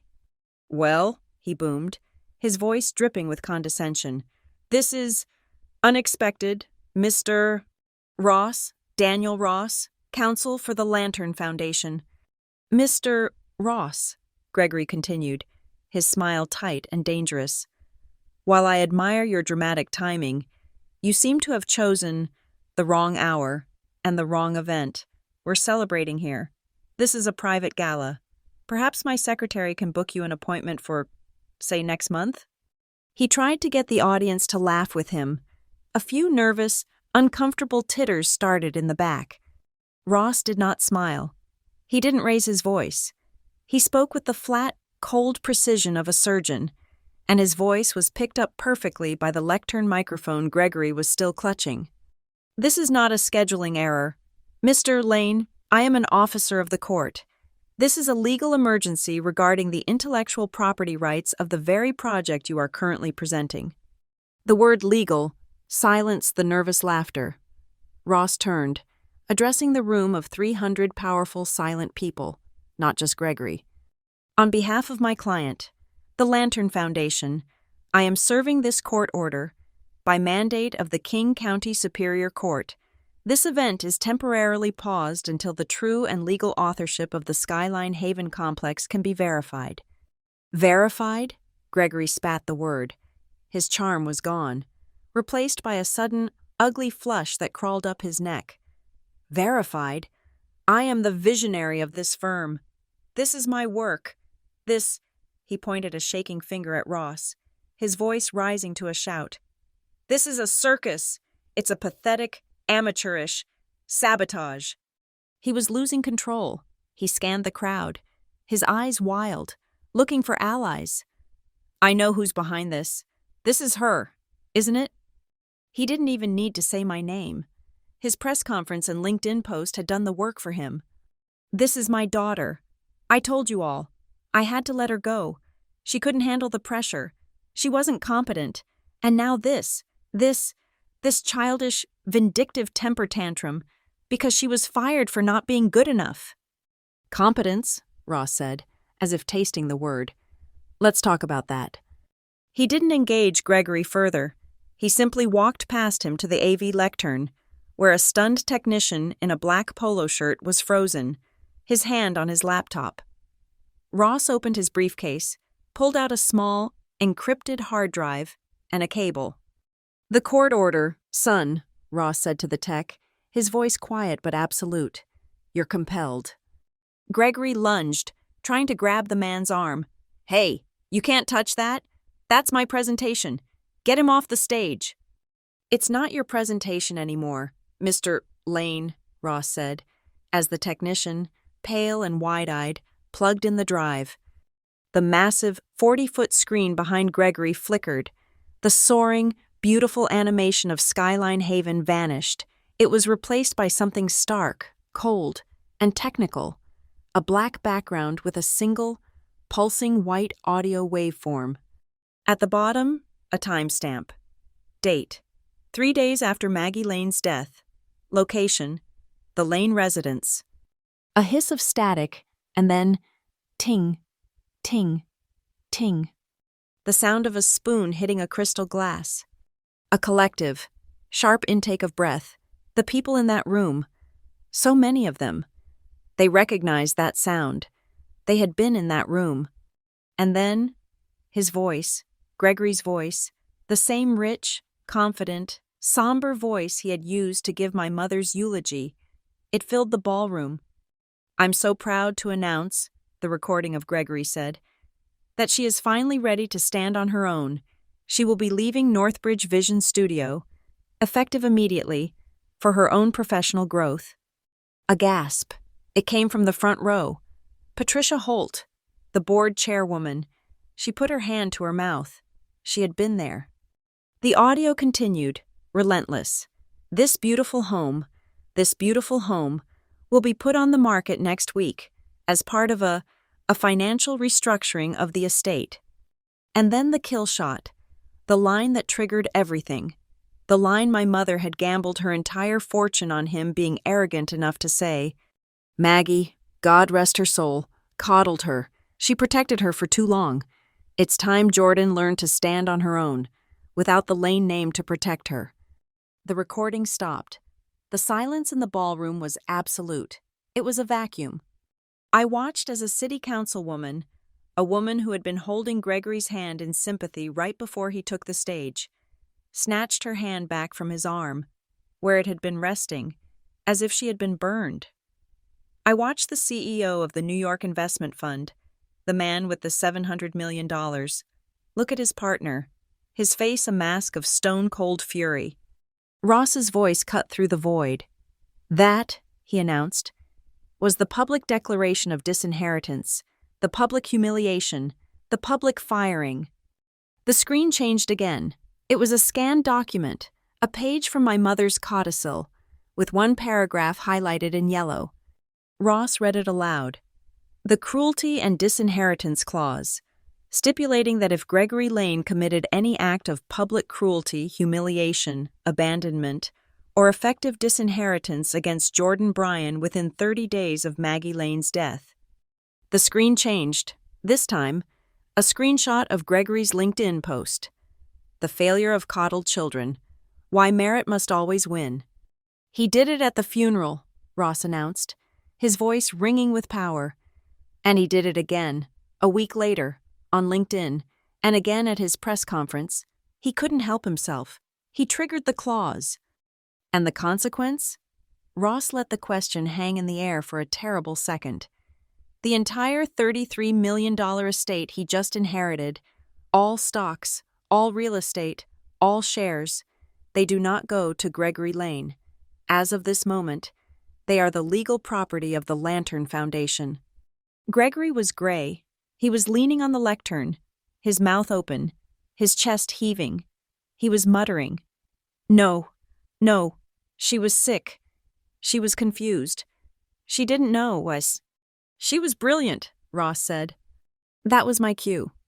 I stepped out from the shadows of the service door. The deputy stepped with me, remaining at the back of the room, a silent, official presence, his arms crossed. I walked down the same center aisle Ross had walked. I didn't feel like a ghost anymore. I felt solid. I felt like I was carved from stone. The sea of tuxedos and gowns parted for me. 300 pairs of eyes, no longer dismissive, but stunned, curious, horrified. They were all on me. I walked up the stairs. Gregory recoiled, as if I was a ghost, as if I was my mother, come back to haunt him. I stood next to Daniel Ross. I looked at the crowd. My crowd. My name, I said. Daniel handed me the microphone, and my voice, amplified, was shaking, but it did not break. My name is Jordan Bryan, and I am the chairwoman of the Lantern Foundation. As of this morning's court order, we are the controlling interest in Northbridge Vision Studio, and we are the legal owners of the intellectual property you see here tonight. Lies! Gregory roared. He found his voice, a desperate, cornered animal sound. Lies. She's a child. She's a failed intern. I built this. I designed this. She drew some sketches. She's a mood board girl. She's nothing. Is she? Ross said, almost gently. He nodded to the tech. The screen changed. It was no longer a document. It was a video. It started with a date. 9 years ago, a grainy, black and white image from a security camera, high in the corner of the Northbridge office. Me, I was 25 years old, in a sweatshirt, my hair in a messy bun, walking into the office. The timestamp, 10:32 p.m. Another shot, me, at my desk, head down, a pen in my hand, sketching furiously. Timestamp, 2:14 a.m. Another shot, me, walking out, the sky outside the massive windows turning a sickly gray. Timestamp, 6:05 a.m. Then the montage began. It accelerated, a relentless, damning rhythm. Click, me, Christmas Eve, 1:40 a.m., working on the Aurora Harbor renewal. Click, me, July 4th, 11:30 p.m., working on the Coleman Center. Click, me, my birthday, 3:09 a.m., click, me, while the Seattle Business Journal showed a split screen of Gregory accepting an award at a golf tournament in Palm Springs. Click, click, click. Years of my life. Years of late nights, holidays, weekends. Years of me, alone, in that office, building his empire. The dates and times flashed by. J. Bryan. Log in, J. Bryan. Save, J. Bryan. Save, J. Bryan. Log out. And then, the corresponding logs. Glane.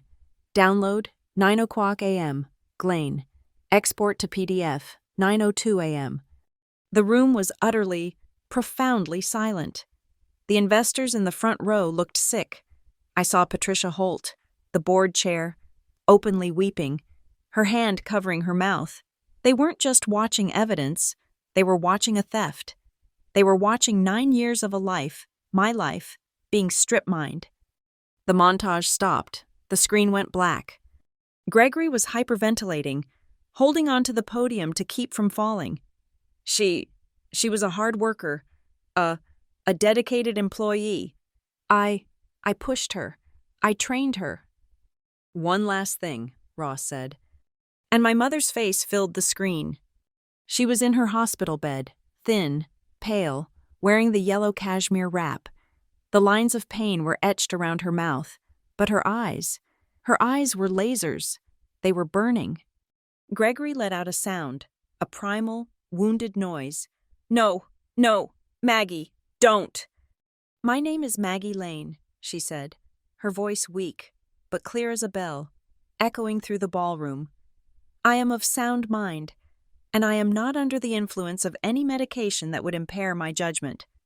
For 9 years, my mother said, her voice shaking with a terrible, cold rage, I have watched my husband, Gregory Lane, systematically exploit and steal the intellectual property of my daughter, Jordan Bryan. She named them the Aurora Harbor Renewal, the Coleman Center, and now the Skyline Haven Complex. She looked directly into the lens, as if she could see this very room, this very moment, as if she could see me, and she could see him. They are not his. They were designed, from first sketch to final blueprint, by Jordan. He has stolen her work. He has stolen her name. She took a ragged, painful breath, a flash of pure maternal fire in her eyes. This is not his masterpiece. It is hers. The video went black. The presentation was over. The black screen was a void. It sucked all the sound, all the air, out of the ballroom. My mother's last word, hers, hung in the air like an indictment. No one clapped. No one coughed. The only sounds were the frantic, tiny clicks of a dozen journalists typing on their phones and laptops, their faces illuminated in the dark like ghouls. From the front tables, a new sound emerged, the low, angry, reptilian hiss of whispers. Men in $1,000 tuxedos were leaning into each other, their faces grim. The investors, Their money was on that screen, tied to a lie. My father, Gregory Lane, was still holding the podium, but it was no longer a platform. It was a piece of wreckage he was clinging to. He was panting, his face a waxy, grayish-white. He looked like a statue that had just been told to bleed. Then, a new sound, a chair scraping back. From the front table, Table 1, Patricia Holt stood up. She was the chairwoman of the board of Northbridge Vision Studio, a title my father had given her, assuming she would be a figurehead. She was a tall, elegant woman in her 60s, with silver hair pulled into a severe, elegant knot. She was, in this world, the only person whose authority could rival Gregory's. She did not look at him. She did not look at me. She looked at the stunned, silent crowd. She walked to the small, secondary microphone on a stand, the one meant for audience questions. A technician, moving like a sleepwalker, fumbled to turn it on. A soft pop of feedback. Patricia's voice, not emotional, but cold, as cold and clear as glacial water. "Good evening," she said, and the words echoed in the tomb-like silence. "For 7 years, I have served as the chairwoman of the board of this company, and for several of those years, I and other members of the board have had our suspicions." A low murmur started. My father's head snapped up. "Patricia, don't be a fool." She ignored him. "We suspected," she continued, her voice gaining strength, "because the brilliance of the early designs simply did not match the man who stood before us in board meetings, but we were persuaded to remain silent. We were persuaded by a woman we all admired." She turned, just slightly, and looked at the black screen where my mother's face had been. Maggie Lane came to me, a year ago. She asked me, as a friend, to wait, to watch, to observe, and to wait for the right moment. She told me the truth would present itself. I did not realize. I did not realize she meant this. Her face hardened. The brief flash of emotion was gone. She was all business. "But I am not just Maggie's friend. I have a fiduciary and legal responsibility to our shareholders, to our partners, to the city, and to the investors in this very room, who, as of tonight, are all now party to a massive, actionable corporate fraud." "Fraud!" my father roared, finding his voice. "Patricia, this is insane. This is a family squabble. You can't—" "I can," Patricia said, her voice cutting through his. "And I must. I will not allow this company to be exposed to one more second of liability. By the power vested in me as chairwoman, and in accordance with the emergency bylaws of our charter, I am calling an immediate, public, emergency vote of no confidence in Gregory Lane as Chief Executive Officer of Northbridge Vision Studio." It was a coup, a public, real-time corporate execution. "You can't do that," he shrieked. "The board isn't here. This is a party." "We are all here, Gregory," a new voice said. A man from Table 2 stood up. David Chen, head of the Risk Committee. "And I second the motion." "And I," said a woman from Table 1. One by one, the board members, the same people who had smiled and nodded at him for a decade, stood up. They looked furious. They looked terrified. They looked like people who saw their reputations and their stock options evaporating. "He lied to us! Patricia!" David Chen shouted, pointing at my father. "He exposed us. Do you know what the legal fees for this are going to be? He put my name on documents attesting to his authorship. He made me a co-conspirator." "He's a liar," the woman from Table 1 yelled. "He has risked every single one of our contracts." My father was unmoored. He grabbed the microphone, his knuckles white. "She's lying. My daughter is lying. It's revenge. She's vengeful. She's unstable. The video is fake. It's a deep fake. My wife was sick. She was on morphine. She was delusional. She didn't know what she was saying. Ross, he manipulated her." The room was descending into chaos. Shouts, confusion. Daniel Ross, who had been standing silently beside me, stepped forward. He held up his hand. not to Gregory, but to the board. "Mr. Lane claims," he said, his voice a calm center in the storm, "that his wife, Maggie Lane, was not of sound mind." He nodded to the AV technician, who was now, I realized, taking orders only from him. The screen lit up again. This time, it was a document, a psychiatric evaluation. "This is the full, independent psychological report from Dr. Alistair Finch, head of psychiatry at Swedish, dated 1 day before the codicil was signed," Ross announced. "It finds," and I quote, "Maggie Lane to be perfectly lucid, in full command of her faculties, and possessing a precise and detailed understanding of her financial and legal affairs. We have 2 more, from 2 other doctors, all saying the same thing. She was not sick, she was dying. And she was, until the very end. Brilliant." The last bit of air went out of my father's defense.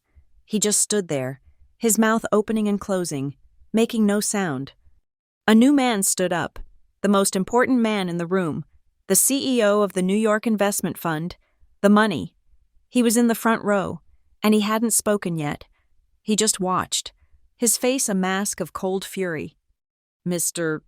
Ross," he said, his voice a low, New York growl that carried across the room. "I don't need any more reports. I have one statement." He turned, not to Gregory, but to me. "My fund," he said, "will only continue its $700 million investment in the Skyline Haven complex under 2 non-negotiable conditions." He held up one finger. 1. Gregory Lane is removed from all operational, financial, and creative control immediately, as in now. He held up a second finger. And 2. Her, he pointed directly at me. "Jordan Bryan. Her name is on the contracts. Her name is on the press release. And her name is on the building, as the sole lead architect. Otherwise, we pull our funding, we sue for fraud, and we will own this entire company in a fire sale by Monday." That was it, the final judgment. Patricia Holt looked at the investor, and then at the trembling, furious, defeated man on the stage. "Gregory," she said, "it is done." "The vote!" David Chen yelled. "Let's have the vote." Patricia nodded, all in favor of the motion of no confidence in Gregory Lane. Her hand went up. David Chen's hand went up. Every hand at the board tables went up. It was unanimous. It was brutal. "The motion passes," Patricia announced, her voice devoid of triumph, heavy with the grim finality of it all. "Gregory Lane is removed as CEO of Northbridge Vision Studio. Effective immediately. Security, please." "No!" He screamed the word. But it was too late. 2 large men in black suits, the hotel's head of security, were already at the base of the stairs. The same men who, 2 hours ago, would have thrown me out into the street. They were now walking up, their faces impassive, one on either side of my father. He looked at them, then at the crowd, at the 300 faces, and he saw what I saw. Not one person was looking at him with sympathy. They were looking with disgust, with disappointment, with pity, and worst of all, with avoidance. They were already turning away, checking their phones, speaking to their lawyers, distancing themselves from the sun that had just, in an instant, become a black hole. Patricia Holt, now in full control, turned from him. She, and the entire board, turned to me. "Ms. Bryan," she said, and it was the first time she had ever called me that. "Jordan, in light of everything, the Lantern Foundation is now our majority shareholder, and you are clearly the creative soul of this company. The board would like to offer you the position. We would like to name you the new CEO of Northbridge." I looked at her, I looked at the board, I looked at the investors. They weren't offering me this out of kindness. They were offering it out of desperation. I was their solution. I was their human shield. I thought about my mother. I thought about her plan. And I thought about my father, about his one-man rule, the brand, the face, the single crushing point of power.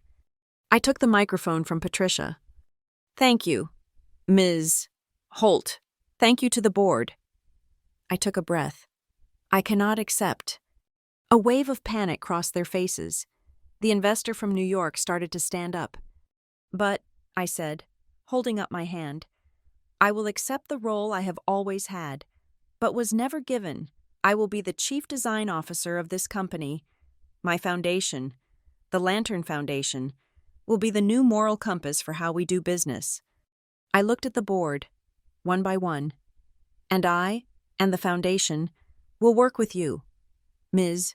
Holt, to find a new, independent, ethical CEO. Someone who understands that a company is not a monument to one person's ego, but a collaboration of many. This cult of personality, it ends tonight. Patricia Holt stared at me for a long second, and then she nodded. A slow, respectful smile touched her lips. Yes, I accept those terms. I turned. I was done. The security guards were holding my father by his elbows. He was no longer fighting. He was just limp, a puppet with its strings cut. He was standing alone, a few feet from me, on the stage he had built, in the spotlight he had coveted, a complete and total stranger. He looked at me. His eyes were no longer angry. They were just empty. He was looking, not at the woman who had defeated him, but at the daughter he had erased. And he was, for the first time in his life, seeing me. The crowd below had moved on. They were at the bar, ordering stiff drinks. They were on their phones, calling their brokers. They were checking the exits. The show was over. He was irrelevant. He wasn't just limp. He was a cornered animal. As the security guards took his arms, he found one last burst of strength. He lunged, not at me, but back at the microphone, a desperate, pathetic grab. He got it. "You won't get away with this," he screamed, his voice cracking, spittle flying. I'll sue all of you. I'll tie this up in court until you're bankrupt. She's a lucky intern. A sketch girl. She doesn't have the stamina. She can't run this. She's nothing without me." I didn't shout back. I just stepped up to my microphone. I waited for him to take a ragged breath.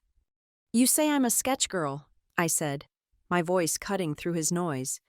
"Okay, let's talk about the sketches." I looked at the investors. The Aurora Harbor renewal. The floating design. That was my sketch. On June 3rd, 2016, at 2:15 a.m., after I solved the load-bearing calculation you said was impossible.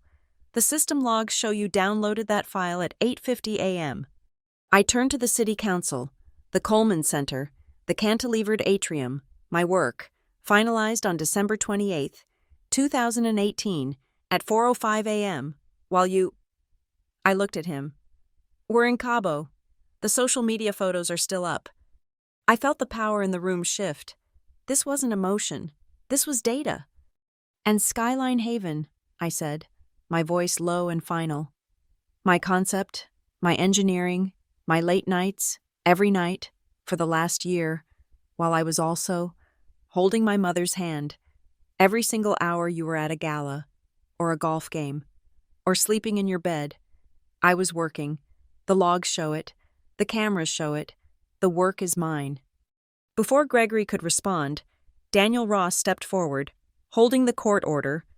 "And as for Mr. Lane's threats of litigation," he announced to the room, "he should know his financial reality." He addressed Gregory directly, but spoke for the whole room. "The $33 million, the house, the accounts, they are frozen. They belong to the Lantern Foundation. Your corporate credit cards have been deactivated. Your name is no longer on the company accounts. As of this moment, Mr. Lane, you are officially unemployed and have no assets." He paused. "The Foundation's charter, as written by your wife, does, however, allow for a stipend, a small allowance, for basic living, to be paid out at the sole discretion of the chairwoman, if," he added, looking at me, "she deems it appropriate." The ultimate humiliation. He was now dependent on me for pocket money. The CEO from New York, the money man, stepped onto the stage. He was not waiting. He motioned for the press, who were gathered at the front, cameras rolling. This was not a plea. This was a public statement. "For the record," he said, his voice a low, New York growl. "Our fund is moving forward. The Skyline Haven project is go, but it moves forward with Jordan Bryan as the certified, contracted, lead architect. It moves forward with Northbridge Vision Studio under new transparent leadership, and it moves forward with a full audit of all intellectual property. Mr. Lane will have no further involvement, decision-making or otherwise. With this project, we are backing Ms. Bryan, and we are backing her vision. That is all." He stepped off. Patricia Holt, who had reclaimed the podium, nodded. To that end, Northbridge Vision Studio is, as of tonight, adopting a new design charter of authorship. She looked at the younger architects and staff who were huddled in the back of the room. "Every contribution will be logged. Every architect, every intern, every junior designer who contributes a solution will be named. Their work will be credited in our portfolios. It will be credited in our press. The era of the lone visionary is over." She nodded to a hotel staffer. It was almost surreal. A hotel waiter and a banquet manager wheeled a small linen-covered table onto the stage. They placed it right in the center. Patricia looked at the investor. "We need to sign the new contract, to restore faith." A lawyer from the investment fund came forward with a new document. They laid it on the table. Patricia handed me a heavy, expensive-looking pen. "Jordan." I walked to the table. The security guards were still holding my father, just feet away. He was forced to watch. I looked down at the signature page. It was a new contract for the Skyline Haven project, and on the line, the one I had dreamed of for 9 years, it read, "Lead Architect." I uncapped the pen. I signed my name, Jordan Bryan, not Lane, Bryan. The flashbulbs from the press erupted, a dozen quick pops of light, blinding me, capturing the moment. As I was signing, I heard a sound, a symphony of small, buzzing vibrations. It was my father. His phone, in his pocket, was going insane. He was shaking so badly one of the guards had to reach into his pocket and pull it out for him. He stared at the screen, his face crumbling. I didn't need to see it. I knew. Daniel Ross had told me the calls were staged, set to go out the second the vote passed. The email from the Rainier Club, his old boys' sanctuary. Membership under immediate review, pending investigation. The text from the CEO of the Development Council. "Greg, I can't have you on the board. You're a liability." The alerts from the joint bank accounts, now frozen. The automatic replies from industry organizations, pausing their collaboration. In the space of 90 seconds, his entire social and professional world, the one he valued more than his family, had evaporated. I looked up from the contract. The AV tech, my new favorite person, wasn't done. The massive screen behind us lit up one last time. The old poster, the one with Gregory's face, was gone. In its place, a clean white background, the beautiful render of the tower, and new text. Skyline Haven, designed by Jordan Bryan, in partnership with Northbridge Vision Studio, under new leadership. My name, in 40-foot letters. The mayor, seeing his cue, seeing the new, safe political reality, stepped up to the podium.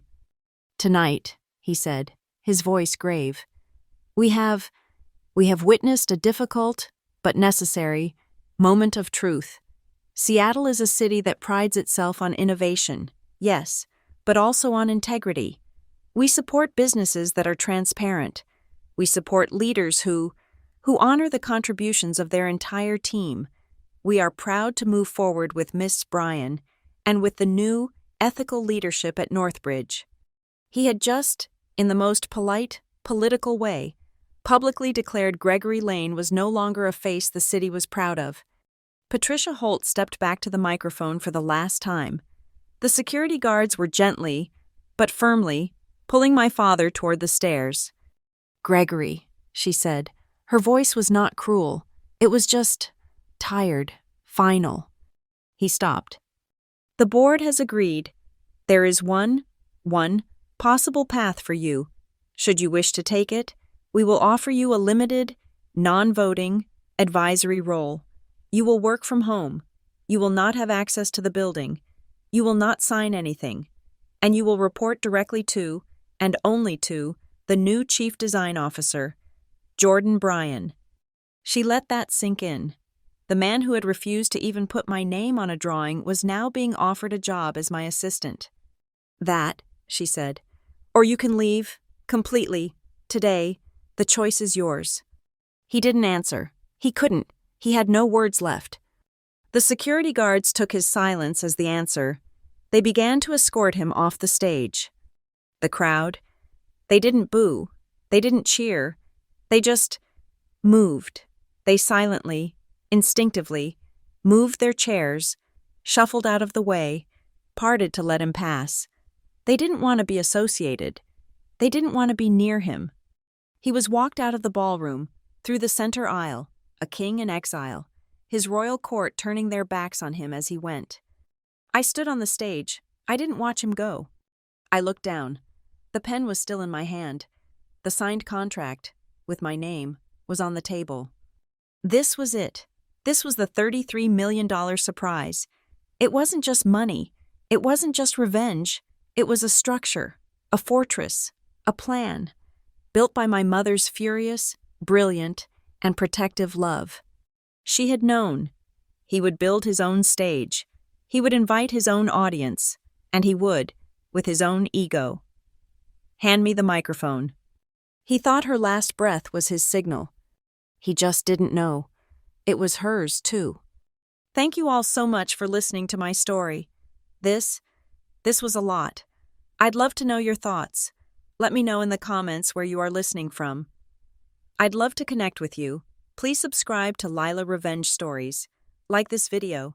And if this story resonated with you, please support us by hitting that hype button so more people can hear it.